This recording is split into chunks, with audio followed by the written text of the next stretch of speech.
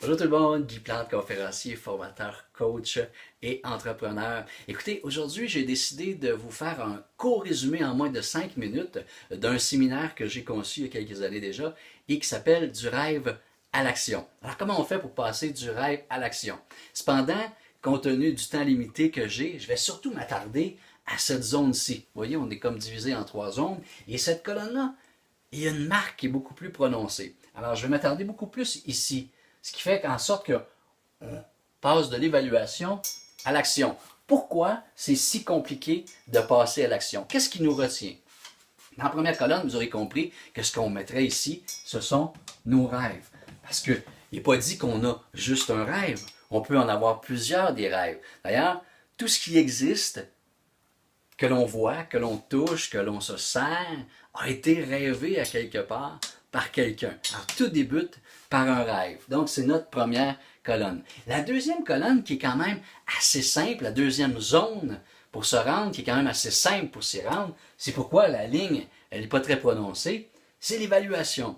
Quand je parle d'évaluation, je parle évidemment de, ça peut être une recherche de voir quel est le potentiel en fait. Une étude de marché, une petite étude de marché pour voir si le rêve que l'on a du potentiel. Par la suite, ce que l'on va faire, c'est qu'on va établir des objectifs.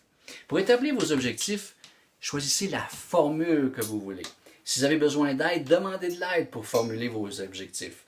Il y a une méthode qui existe et ça, vous en faites ce que vous voulez. Certaines personnes aiment, d'autres n'aiment pas. Alors ça, c'est votre choix à vous, mais je vous la laisse connaître. C'est ce qu'on appelle la méthode SMART. Vous la connaissez peut-être déjà. Alors SMART, S-M-A-R-T, qui veut dire tout simplement avoir des objectifs qui sont simples, mesurables, accessibles, réalistes et temporels. C'est-à-dire que l'on peut avoir une évaluation dans le temps. Alors ça, c'est très important d'être capable de l'évaluer dans le temps.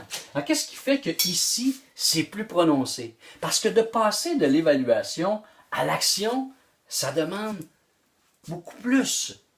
Ici, de passer du rêve à l'établissement d'objectifs, ça ne nous engage à rien. Mais là, il y a comme un engagement qui doit se prendre. Et c'est là où ça peut se compliquer.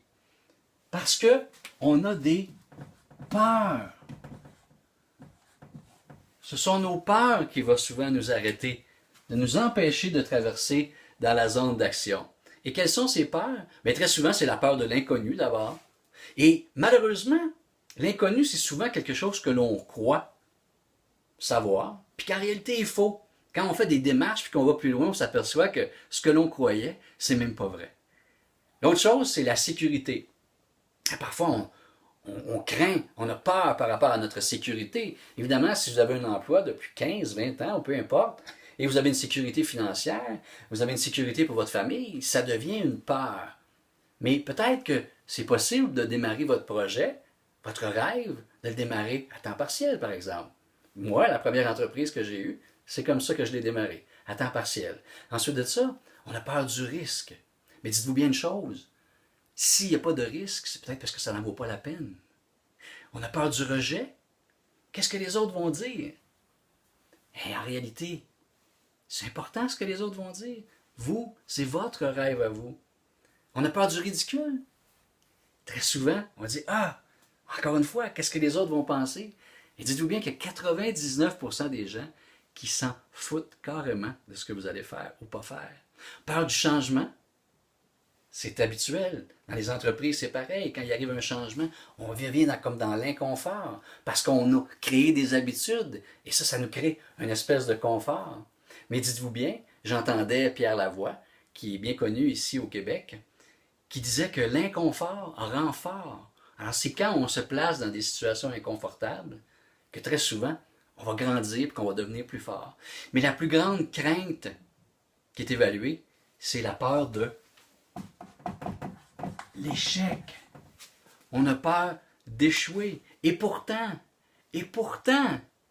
dites-vous bien que s'il arrive quelque chose, c'est quoi le pire qui peut arriver?